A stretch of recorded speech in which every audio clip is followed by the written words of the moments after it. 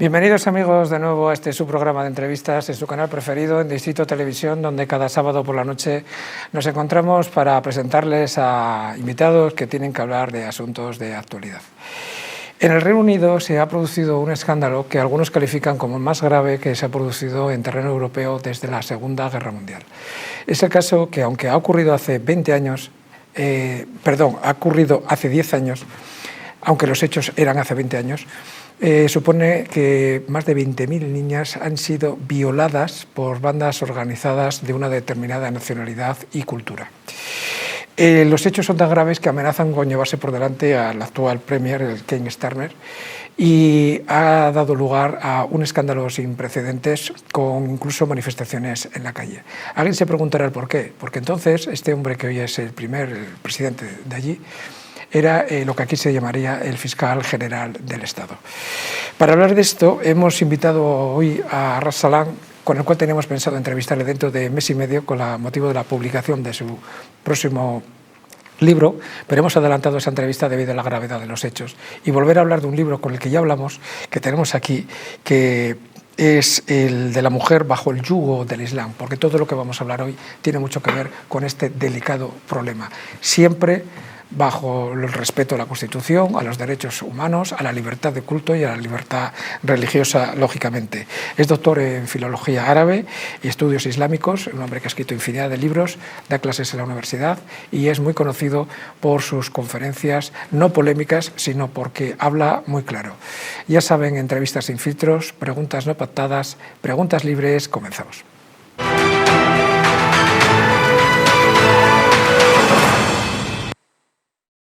Gracias, Ras Salam, por estar aquí hoy con todos nosotros. Javier, un placer para mí estar aquí siempre. Y haber accedido a adelantar la entrevista que teníamos contigo con motivo de un libro que vas a sacar próximamente sobre Oriente, creo, y específicamente sobre las iglesias orientales frente al Islam. Efectivamente. El libro cuenta el sufrimiento, la persecución, los malos tratos de los cristianos orientales en países de mayoría árabe musulmana. Pues que sepas que vamos a hacerte también una entrevista en su momento, llegado el caso, y agradecerte porque nadie mejor que tú para hablar de este escándalo que ha surgido. Vamos a ver la primera de las portadas.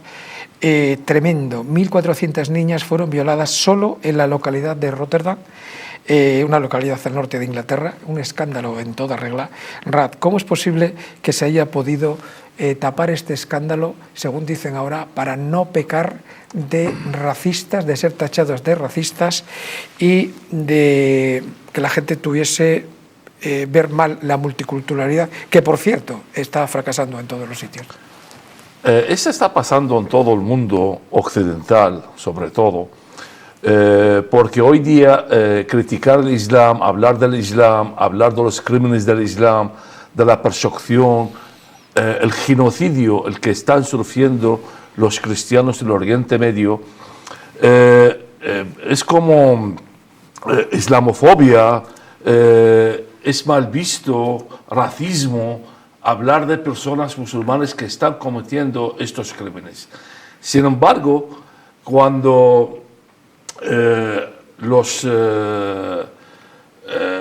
comunistas, los ateos, atacan a Jesucristo, insultan su madre, la Virgen María, invaden las iglesias, pues esto es como una libertad de expresión y ellos hacen eso sin ningún derecho. Nosotros cuando hablamos del Islam hablamos con fundamento, con hechos, porque todos estos han ocurrido y están ocurriendo, porque cuando se habla de 1.400 mujeres violadas hace 10 años o 20 años. Ahora lo vamos a explicar. El tema no es hace 10 años, es que siguen haciendo. Y no es la culpa de los jóvenes. Sin embargo, si vamos al origen, el origen es el Islam mismo, porque el Islam mismo permite la violación de las mujeres extranjeras o las mujeres occidentales de otras religiones.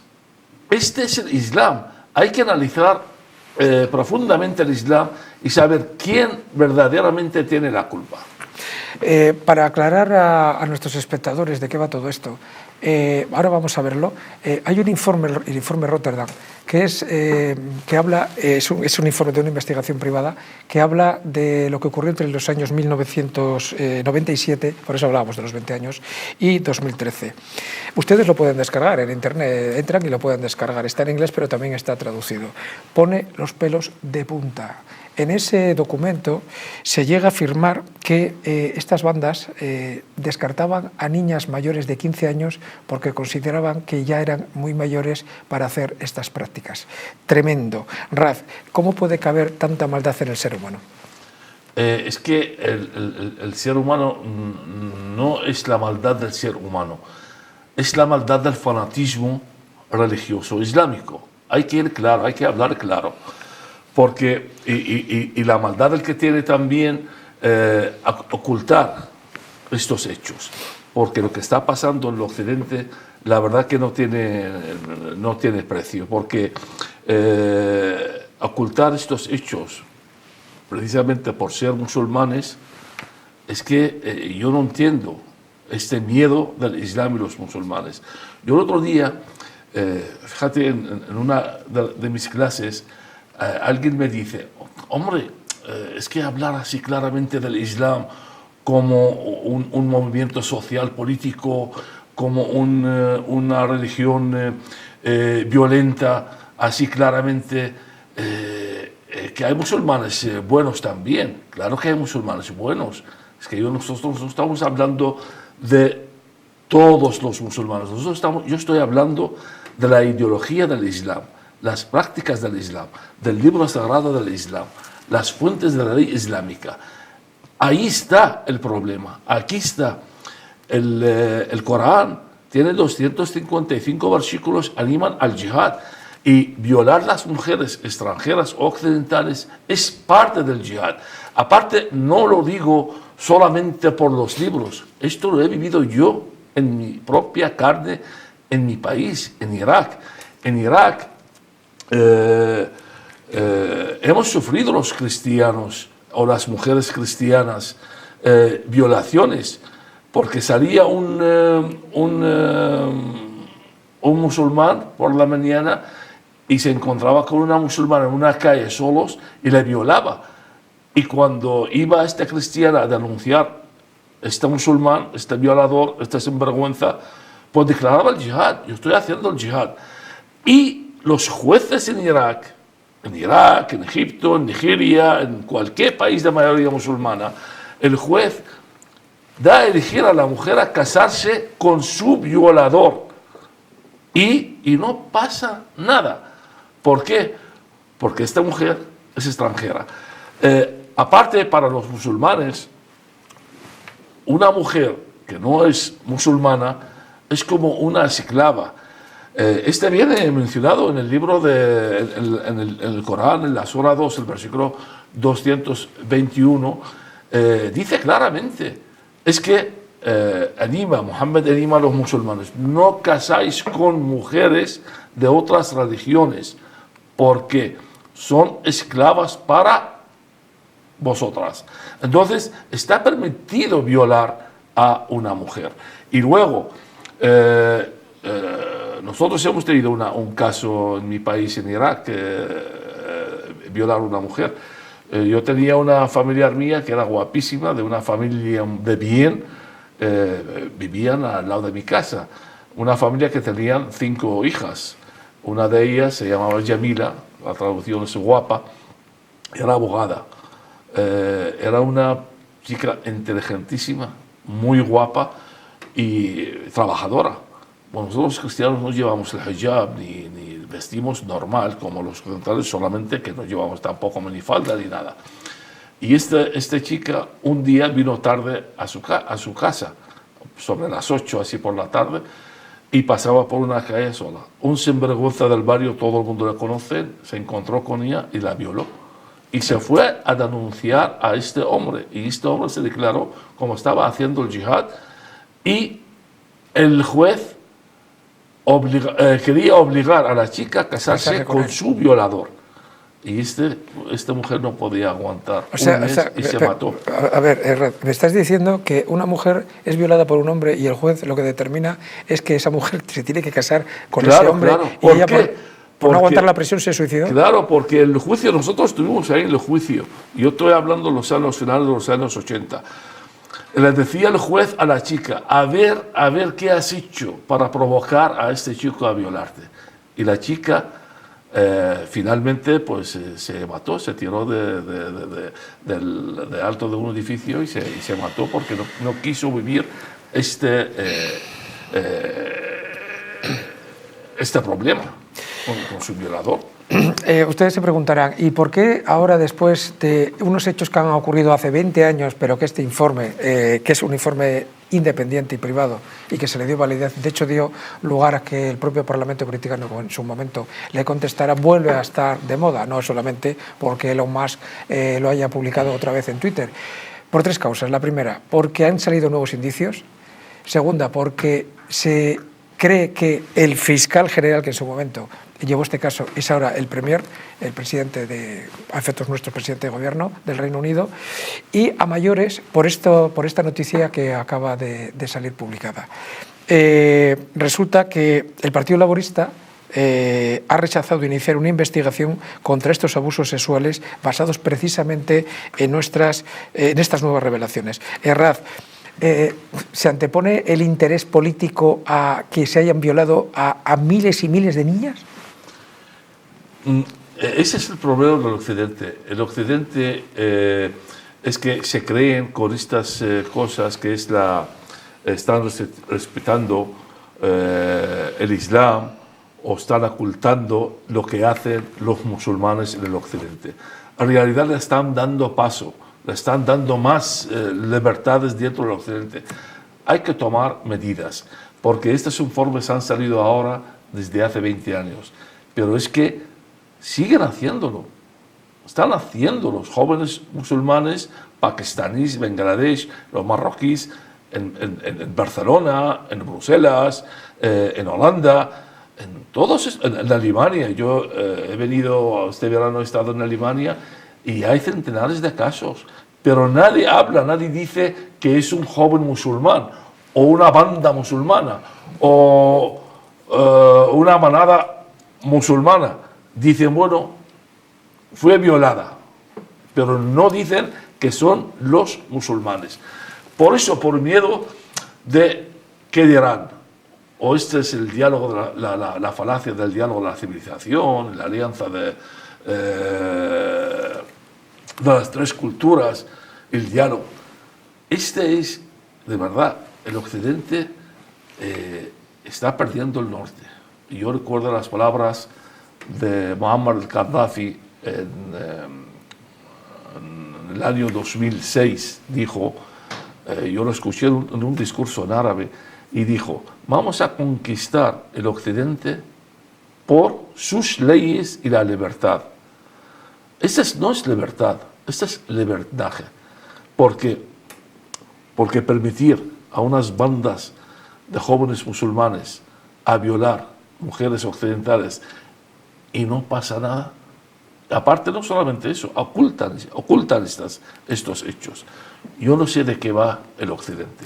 Aparte es que para hablar del Islam hay que conocer el Islam, hay que estudiar bien el Islam, hay que saber el objetivo principal del Islam, por qué vienen estos aquí. Y este hecho de la violación de las mujeres extranjeras, no es de ahora, es desde el comienzo del Islam. Y aparte hay un montón de versículos aquí hablan de ello, de que las mujeres que no son musulmanas están permitidas para ellos. Yo estoy recordando ahora cuando estuve en Egipto en el año 2016 y escuché en directo una conferencia de una mujer, Suad Saleh se llama, una doctora en la Universidad de Al-Azhar, la universidad más prestigiosa del mundo islámico, diciendo claramente en televisión de El Hayat se llama, la vida, y diciendo de que las mujeres extranjeras es un campo libre para los musulmanes. Podéis violarlas y hacéis lo que queráis con ellas. Aparte, para que sepan, aquí en el occidente o en España hay muchísima gente, muchísimas mujeres se enamoran o se casan con un marroquí o un argelino. No hablo de todos, pero la gran mayoría consideran esta mujer como una esclava, no es su mujer, no la consideran como una mujer. Según el Corán, la Sura 4, el versículo 3, el Islam permite 4 mujeres y sus esclavas. Por eso, se considera como esclava. El musulmán puede casar hasta 4 y las esclavas, entre ellos las extranjeras. Por eso, ellos no lo consideran violación, ellos lo consideran un hecho libre. Para ellos es un yihad. Esa es parte del yihad del musulmán en el occidente. Nuestro invitado, Ras Salam, nos ha dicho que hay cosas que no entiende en Occidente, que hablamos de libertad, pero en realidad estamos consintiendo el libertinaje. Miren, en este informe, que les vuelvo a reiterar, si tienen tiempo, bájenselo de internet y léanselo, hay cosas que se le ponen a uno los pelos de punta. Una de ellas es cuando las niñas querían pedir auxilio al Estado, a la policía y a otras instituciones, y se encontraban de bruces, la policía miraba para otro lado. Y hablando de lo que decía Rad, de que estamos perdiendo el norte, vamos a ver este vídeo. This is your warning. If it continues, you will be arrested. Okay? One more time. I've got to do it. Hey? You might as well. Come on then. One more time. Go on, arrest me. Hey? Arrest me. Go on. 2023, threatening to enter the red.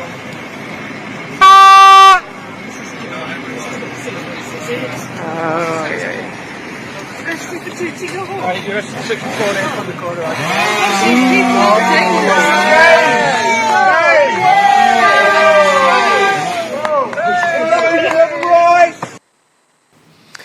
Miembros de una policía que miró para otro lado mientras niñas pedían ayuda, según dicen ese informe, luego detienen a una ciudadana por tocar un cornetín. Europa en algunas cosas tiene un problema, seriamente, como bien dice nuestro invitado. Vamos a ir a hablar del libro y vamos a hablar de lo que estás hablando del tema del Islam. En tu libro hay una cosa que dices que es el matrimonio temporal, que tú dices que es una prostitución encubierta. Sí. Explícanos un poquito eso, qué es en red y sobre todo, ¿qué derechos tiene la mujer musulmana cuando se casa?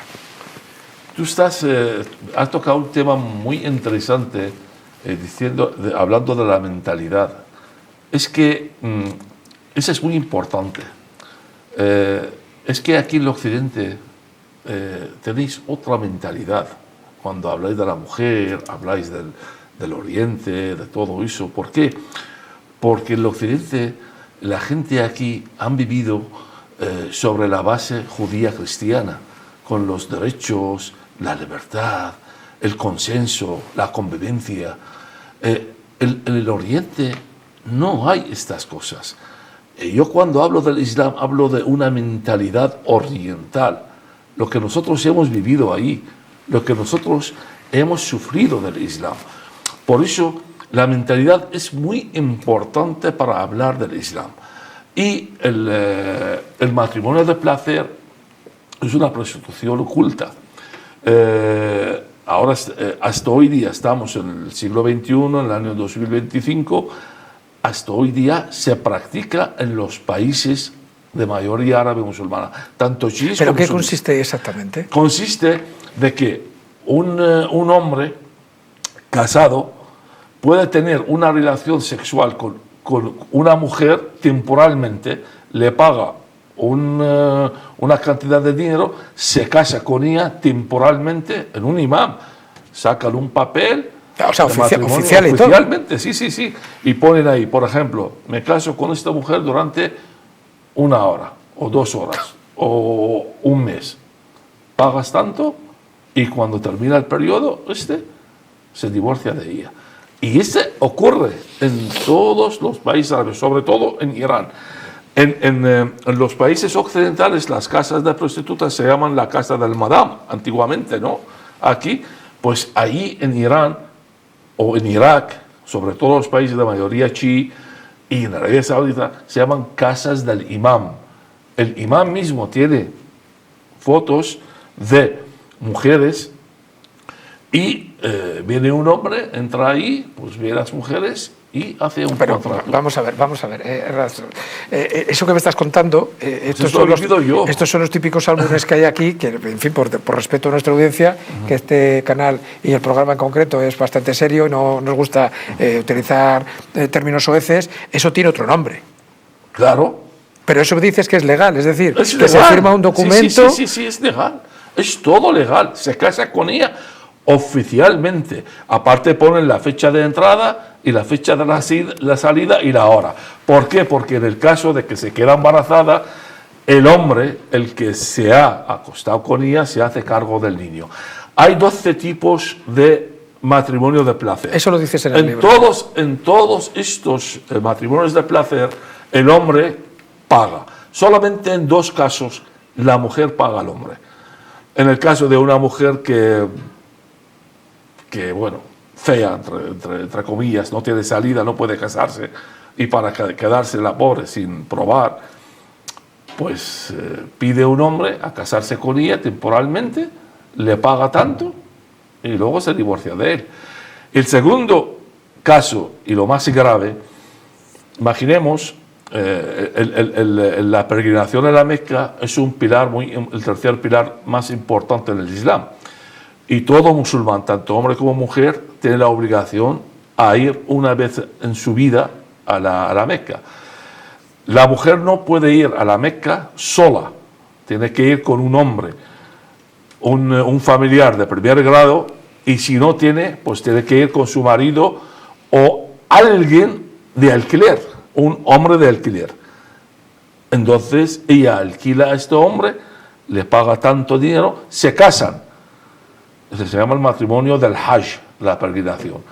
Entonces, viaja con ella, pero como un matrimonio. Tiene el derecho de acostarse con ella y de todo. Cuando vuelven, terminan la peregrinación, se divorcian. Este es el Islam.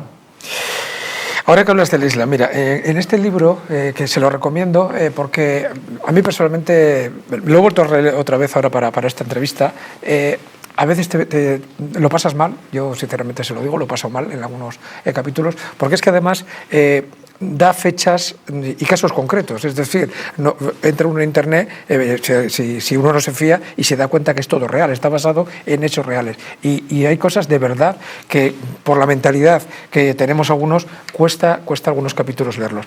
Pero mire, en un concreto, voy a citar textualmente. El Islam es una ideología machista que considera a la mujer un ser inferior en todos los aspectos de la vida respecto del hombre. Y aseguras que la mujer en países de mayoría árabe musulmana es tratada como mercancía. ¿Esto es así? Claro.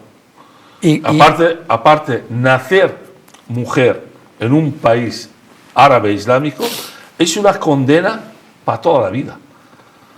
Porque la mujer no tiene... Es que este es el caso. ¿Cómo puede entender aquí el Occidente que una mujer, desde que nazca, está asignada a casarse con su primo paterno? No tiene ella la opción. Ella debe de casarse con su primo paterno. Y si este primo paterno no quiere casarse con ella, pues viene el otro primo. Tiene que pasar por todos sus primos paternos. Y si no quieren ya, luego tiene que elegir. Bueno, estas son costumbres, traducciones, y está en la Biblia. La Biblia, que es santificado sea la Biblia, el Corán, en el libro de la Sura 4, el versículo 23 al 25. La gente tiene que leer, tiene que estudiar. Por eso hay que investigar el Islam bien, hay que conocer el Islam bien. Hoy día pegas una patada en la pared y te salen 50.000 especialistas en el Islam y no tienen ni idea de lo que dice el Islam. El Islam hay que vivirlo, hay que vivir con los musulmanes, hay que saber hablar el árabe, hay que tener una mentalidad de ellos. Nosotros hemos vivido, yo he vivido ahí, nacido con ellos, he vivido con ellos. Aparte de mis estudios académicos, que conozco todas sus costumbres y sus tradiciones. Los yihadistas eran vecinos míos y cometían el yihad con mucho gusto y la familia está muy contenta y feliz. Por eso, cuando hablo de esta forma aquí del Occidente, arriesgando mi vida, Sí, claro, con sin todo lo duda. que he pasado en mi país también, Sí, porque tú- lo que he vivido en mi país, se fue condenado en mi país. sí, pero si no lo saben... ¿Por qué lo digo eso? Porque no quiero vivir en mi país actual, España, lo que he vivido en mi país natal, Irak. Por si no lo saben, ahora que ha dicho nuestro invitado, este hombre ha estado en cárceles, torturado por Saddam Hussein, por los huestes de Saddam Hussein, que el santo cielo esté. Le han disparado y se ha salvado, está aquí, estaba condenado a muerte, se ha salvado de milagro, gracias a Dios. A estas personas sí que les han dado el asilo porque se lo merece, y ha estudiado, ha sido doctor, es doctor ahora mismo, y aparte de dar múltiples conferencias, el profesor paga impuestos y está integrado plenamente con nosotros. Vamos con otra polémica muy habitual que está ocurriendo ahora. ¿Todas las mujeres musulmanas tienen la obligación de llevar el velo? Según la ley islámica, sí. Y el velo, hay diferentes tipos de velo, dependiendo de la zona y del país donde viven. Pero la traducción del velo, todo eso viene de traducciones antiguas, en la época preislámica, y cuando vino Mohammed, pues cogió todas esas costumbres y la puso en el Corán. Aparte del Corán, cuando la gente habla del Corán y dice que es un libro sagrado, cada verso del Corán, atrás de ello hay una historia. Por eso, por ejemplo, hablamos del velo y luego también hablo de la violación y los versos de la violación que están en el Corán. El velo se usaba en la época preislámica. En la época preislámica, en la península arábica, la costumbre era las tribus más grandes conquistaban las tribus más débiles, mataban a los hombres y llevaban a las mujeres como esclavas sexuales para la tribu más fuerte. Por eso las mujeres se convertían en esclavas para los hombres de esta tribu. Y por eso era una vergüenza para una familia cuando nazca una mujer o una hembra. Querían ellos hombres para que la tribu hace fuerte. Entonces, en la época preislámica, los hombres tenían muchas mujeres, no había límite de mujeres, y esclavas también. Y cuando se aburrían de ellas, los hombres, lo echaban en la calle sin ninguna compensación económica.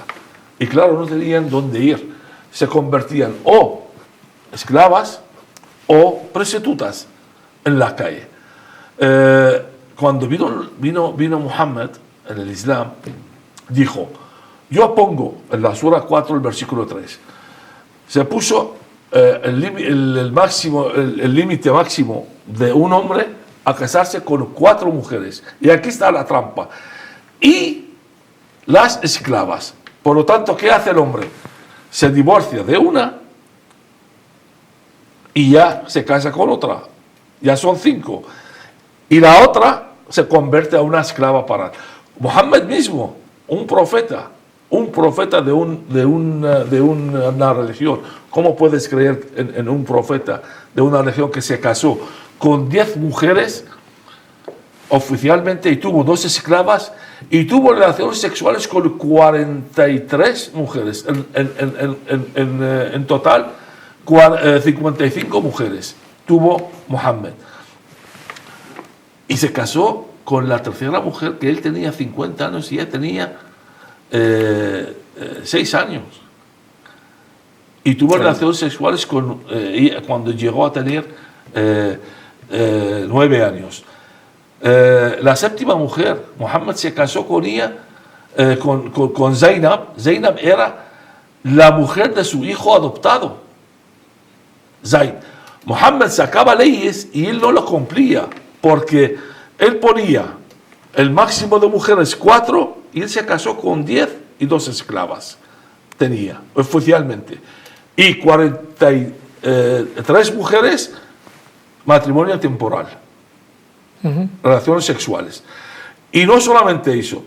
En el libro del Corán, en la Sura 4, el versículo 23 al 25, prohíbe el Islam, Muhammad, a un hombre casarse con la mujer de su hijo. Y él se casó con la mujer de su hijo, Zainab. Y no solamente eso, la violación. Si el primer violador en el Islam fue Muhammad, porque violó la 9ª mujer, Safía, que era judía, mató a toda su familia. Tenía hijos, tenía marido, tenía padres, mató a todos, toda su tribu, y les llevó como una esclava sexual y la violó. Están en los libros. Yo no he estado ahí con Muhammad, yo no vivía con Muhammad. Los libros del Islam cuentan estos hechos. Muhammad violó a Safía en el mismo día del entierro de su familia. Y eso es lo que dice el Islam mismo. Por eso hay que conocer el Islam bien. Por eso, cuando vino el Islam, el segundo califa ortodoxo, Omar, que Muhammad se casó, la 4ª mujer era su hija Hafsa, la hija de Omar, vio de que los musulmanes en la calle pues se bromeaban con sus mujeres, las mujeres del profeta y las hijas. Entonces vino Omar y le dijo a Muhammad: profeta, di a tus mujeres y a tus hijas que cubren la cabeza para distinguirlos de las esclavas. Por eso vino una sura, la sura 33, el versículo 53, y dijo: hay que poner el velo. Hay 3 versículos que hablan del velo. La sura 33, 59, y la sura 24, el versículo 31. De esto vamos a hablar.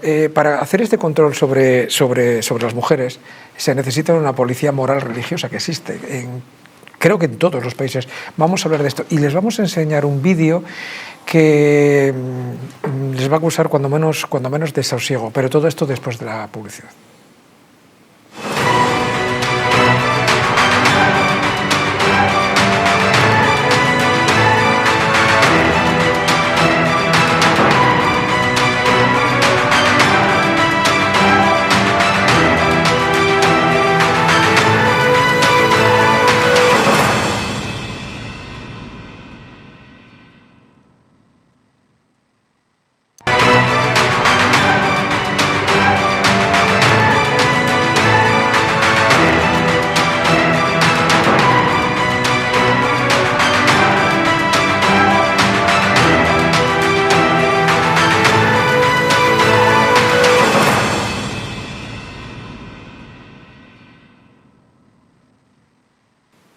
Continuamos, amigos, en entrevistas en el distrito con nuestro invitado de hoy, Rassalán.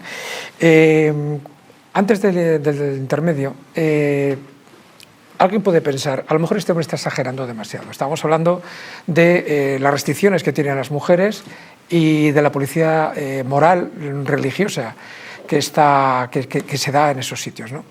Vamos a ver un vídeo ahora, un vídeo que está grabado en la total clandestinidad, porque esta persona se ha arriesgado su vida. Si hubiera sabido quién es, lo hubieran asesinado. Y las imágenes que van a ver son sorprendentes. No hay sonido, pero les voy a dejar que lo vean.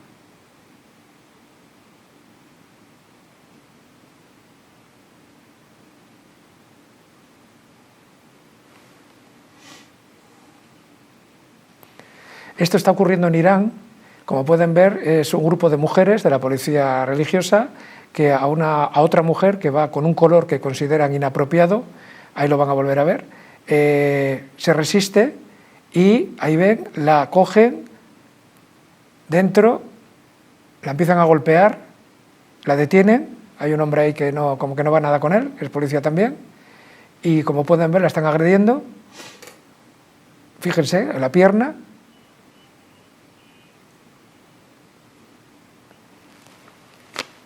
Y no se ha sabido más de esta mujer, no sé si está viva o muerta. Raz, ¿esto es así siempre en todos los países musulmanes? Pero ¿Pasa esto? este es en Irán. En Irán, sí, esto ha sido en Irán. Es que está pasando en el occidente. Hay policía moral en varios en el occidente. En Bruselas hay. Están en Alemania, están en Holanda, están en Barcelona, aquí. A ver, en Mataró, vete a Mataró y mira que hay unos barrios ahí, hay algunos musulmanes, van ahí con el palo y pegando a las mujeres el que llevan una minifalda o un short o lo que sea. A ver, es que verás, en tu libro, que insisto, léanselo porque abre la mente a muchísimas cosas, asusta, es cierto, pero si queremos saber con quién vivimos y para qué estamos construyendo un futuro, tenemos que saber las cosas como son. En este libro, que yo te lo iba a preguntar, pero digo, a ver si va a ser demasiado exagerado. Vamos a ver, es cierto que en Bélgica, en Dinamarca, en Francia, en Reino Unido, y lo que más me preocupa, no a mí, sino creo que a todos los que nos estamos viendo este programa, en España, ¿estas policías también existen ya? Existen, claro. Es que yo he ido ahí y he vivido ahí con ellos, he estado ahí. Yo entro ahí como musulmán, haciendo pasar por musulmán, hablando con ellos en árabe, y he visto ahí grupos, policías de moral musulmana, ahí con el palo, atrás de las mujeres, y no solamente pegando a las musulmanas, a las mujeres occidentales, el que entra en sus barrios. En Inglaterra hay un montón de barrios, está totalmente conquistada por los musulmanes viven en guetos, en barrios, y ahí pues ahí ellos ponen la ley islámica según el Sharia. Solo ahí están los salafistas, el imam juzga, el imam ordena, el imam el que hace esos grupos de vigilantes, de policía moral. En tu capítulo, en el capítulo creo que es el capítulo 16, hablas de un caso que ocurrió aquí en Reus, creo que es, que una chica fue condenada a muerte, que luego se salvó de milagro.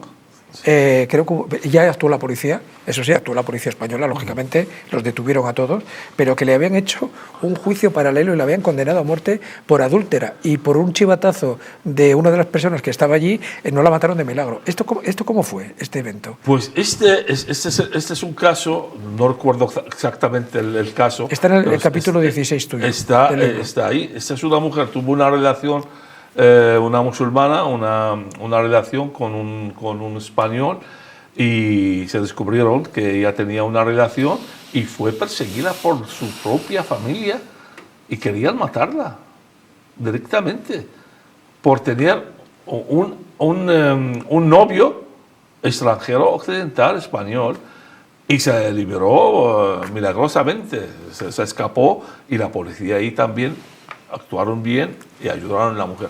Pero estas cosas no salen en los medios de comunicaciones.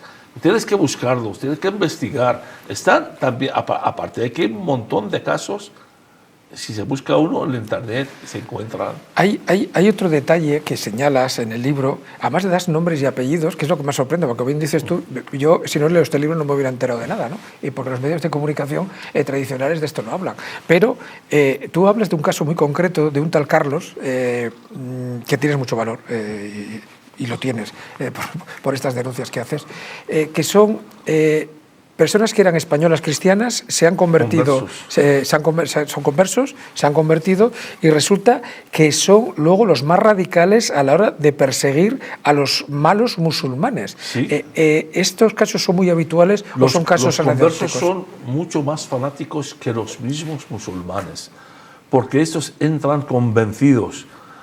Aparte, estudian el radicalismo islámico, el fanatismo islámico, a manos de unos imames radicales.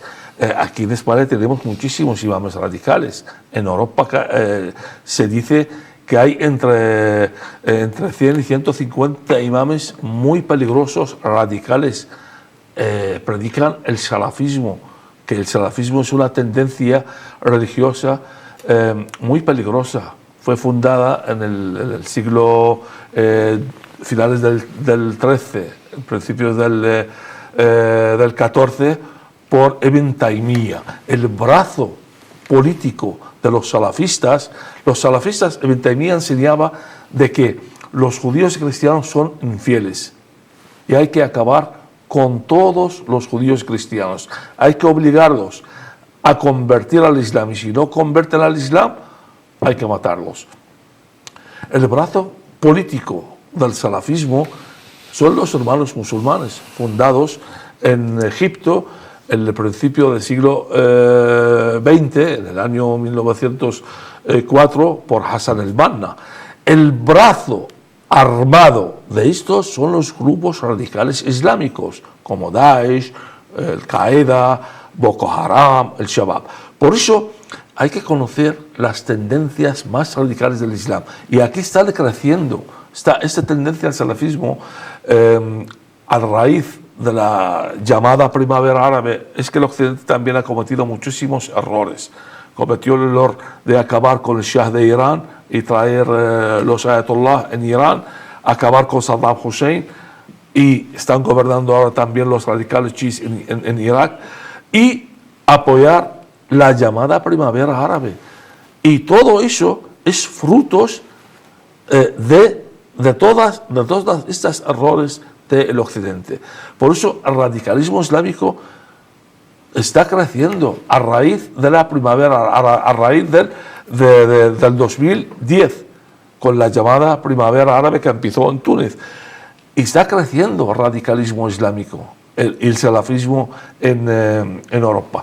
Y el peligro el que está teniendo también las nuevas generaciones del Islam, la segunda generación del Islam, está haciendo más radicales que la primera generación.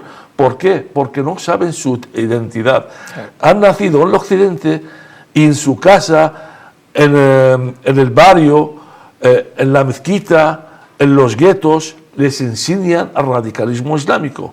Por eso tienen este problema psicológica. Ese problema que tú dices, como bien saben, este programa, que si siempre hablamos de libros, lo detalla muy bien Alejandro Espinosa, que también le vamos a traer un día aquí para hablar sobre esto, de las segundas generaciones y terceras generaciones de chicos musulmanes que han nacido aquí, pero que tienen una disonancia cognitiva, vamos a decirlo así, con respecto a sus costumbres.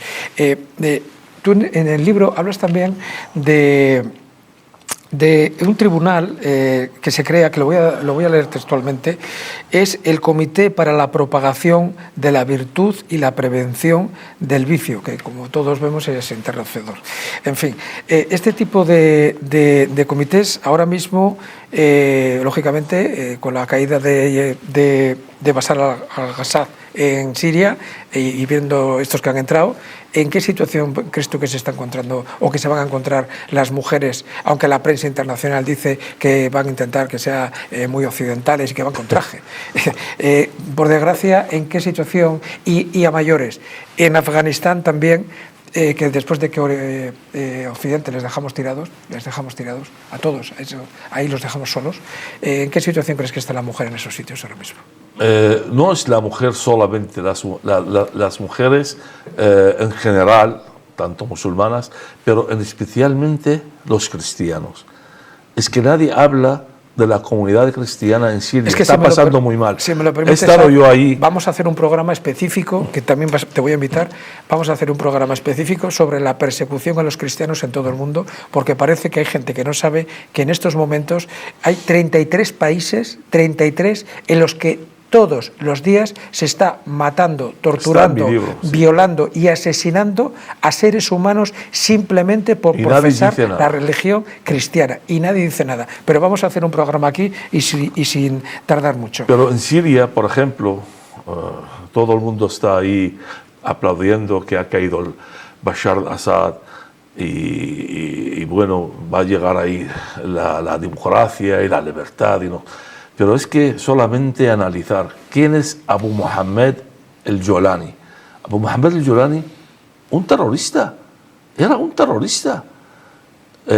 Su nombre, el Jolani, viene del alto del Golán. Ahí se dice que ahí nació.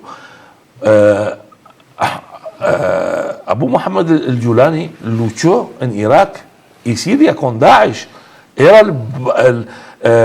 el brazo derecho de Abu Bakr al-Baghdadi, que estaban los dos en la cárcel en Irak en el año 2000, desde el año 2004 hasta el año 2006. Y cuando salió de ahí, fundó el grupo radical islámico Al-Nusra, que es también aliado a Al-Qaeda. Justo, si vamos al fondo, el líder de Al-Qaeda en el año 2006 mandó 2 cartas a Al-Baghdadi y al Jolani, agradeciendo su labor yihadista tanto en Irak como en Siria. Por lo tanto, va a gobernar Siria un terrorista. Sí. Han acabado con un dictador político laico, no religioso. ¿Y quién van a traer? Un dictador político religioso. Es decir, es peor. Es como Saddam Hussein. Yo Saddam Hussein no quiero ni verle en pintura, porque a mí me condenó a muerte. Por eso. Pero Saddam Hussein, al lado de estos, el que están gobernando en Irak, es un santo, porque Saddam Hussein era laico. Había cierta libertad religiosa en el país. Permitía pues la mujer trabajar, estudiar. El país era próspero. Había seguridad. Ahora están gobernando estos radicales islámicos. Lo mismo va a pasar en Siria. Es como en Irán. Irán, en la época del Shah, el Shah era un dictador laico, pero Irán era un país occidental, era el gran aliado al occidente. Y han venido estos 2 ayatollah y ahora es el eje del mal. Es el gran enemigo del occidente. De ahí sale todo el mal del Islam. Tremendo. Yo les recomiendo que en este libro lean la página 310. Ahí vienen las 28 leyes del régimen talibán obligadas para mujeres.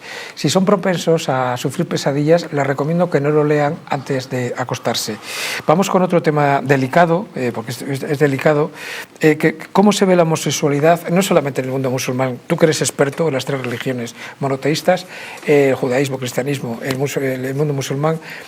¿Cómo se ve la homosexualidad? Por desgracia, ya en el siglo, vamos a cambiar el siglo XXII. ¿Cómo se ve este problema y todo este movimiento internacional LGTBI? Hombre, mira, vamos a ver. En el judaísmo, por ejemplo, en el Antiguo Testamento, sobre todo en el libro de Levítico, en el judaísmo hay 613 mandamientos.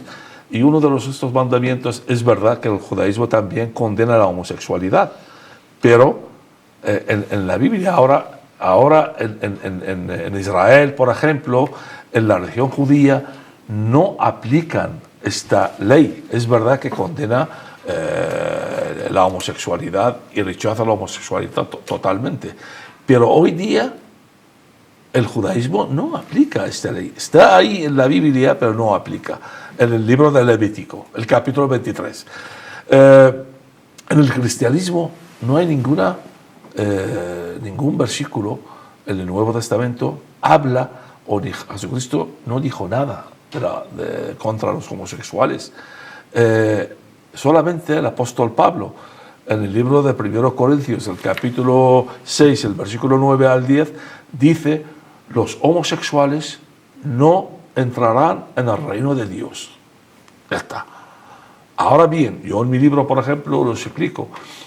Si una persona quiere ser cristiano y si es como nosotros, nos gustan las mujeres, hay gente, nacen que le gustan los hombres, nacen con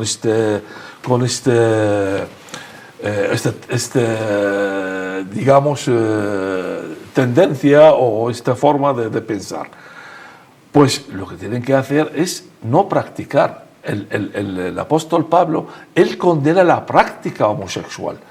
Él puede hacer el celibato y puede seguir como cristiano. Y aparte, un homosexual nadie le echa de una iglesia. Puede entrar en la iglesia, se puede rezar y salir. En el Islam hay muchísimos versículos que hablan de la homosexualidad.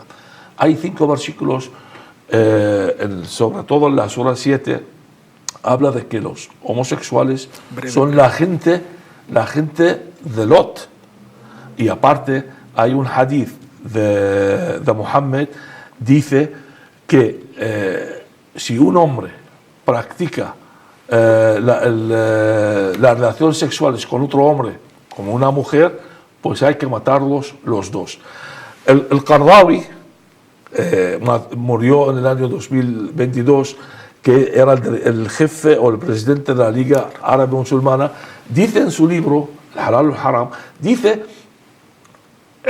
los homosexuales hay que matarlos, y hay 2 formas de matarlos: o tirarlos del alto del edificio o quemarlos. Yo esto lo he vivido en mi país, en Irak, o en el colegio. Yo tenía un compañero que era homosexual y entró un profesor en el servicio y vio los dos practicando el sexo ahí. Pues cogió solamente el pasivo, el activo fue liberado, porque también hay una interpretación en el Corán que dicen solamente el que hace de mujer. En la homosexualidad hay pasivo y activo. Sí. El activo pues se libera por su machote, pero el pasivo no, es como una mujer que está practicando el sexo. Y le quemaron vivo en la plaza del colegio. Tremendo. Te voy a hacer una pregunta delicada. Hoy este programa se caracteriza precisamente por hacer preguntas que en otras cadenas o no lo quieren o no les permiten hacerlo. ¿Se puede ser buen musulmán y respetar a las homosexuales y a las mujeres lesbianas? ¿Es compatible? Hay muchísima gente, sí. Hay muchísima gente practican los 5 pilares del Islam y no practican el segundo más importante, que es el jihad. No lo practican. Hay musulmanes que pasan de todas este fanatismo y solamente se dedican a rezar. Claro, es que yo cuando hablo eso, yo no hablo de personas, yo hablo de la ideología, lo que enseña la ideología musulmana. Hay muchas personas buenas musulmanes. A mí me salvaron la vida una familia musulmana y todavía estoy agradecido a ellos y tengo relaciones con ellos. Si 1.600 millones de musulmanes que tenemos hoy día, todos son malos y todos con este pensamiento, apaga y vámonos. No podemos vivir en este planeta. Pero afortunadamente hay musulmanes que no practican o no piensan de esta forma al que piensan los musulmanes. Según nuestros estudios, yo hice un estudio muy interesante con la Universidad de Chicago y de la Universidad de San Diego en el año 2015, y calculamos que hay el 20% hoy día, en el siglo XXI, el 20% de los musulmanes son radicales islámicos. El resto son practicantes, pero no son radicales y con este pensamiento islámico. Te voy a hacer una última pregunta y quiero que me contestes sí o no, y además nos va a dar pie para la próxima entrevista con motivo de tu libro sobre Oriente. ¿El problema de Palestina e Israel se reduce únicamente a un problema religioso, sí o no? Sí. Vale, pues la base principal tenemos que cerrar. Es religioso. Vale, pues ya nos has dado pie a la próxima entrevista que le vamos a hacer con motivo, insisto, le íbamos a entrevistar dentro de mes y medio, así estaba hablado, pero lo hemos adelantado por la importancia del escándalo del Reino Unido. Espero que les haya servido de análisis o de datos para luego sacar sus propias conclusiones. Muchísimas gracias, primero por estar aquí, por darnos esta entrevista y sobre todo por tu valor, por tu arrojo, porque no siempre se encuentra una personas que jugándose la vida, porque tú con muchas de tus conferencias y datos y opiniones que das te juegas la vida, y en mi caso me congratula saber que tengo compatriotas como gente como tú. Muchísimas gracias. Pero es que Javier, y me permites, sí, rápido debemos de hacer todos los verdaderos cristianos. De eso vamos Decir a hablar. la verdad. De eso vamos a hablar en el próximo programa con él. Muchísimas gracias por haber estado ahí. Ya saben, entrevistas sin filtros, preguntas no pactadas, respuestas libres. Nos vemos en el próximo programa.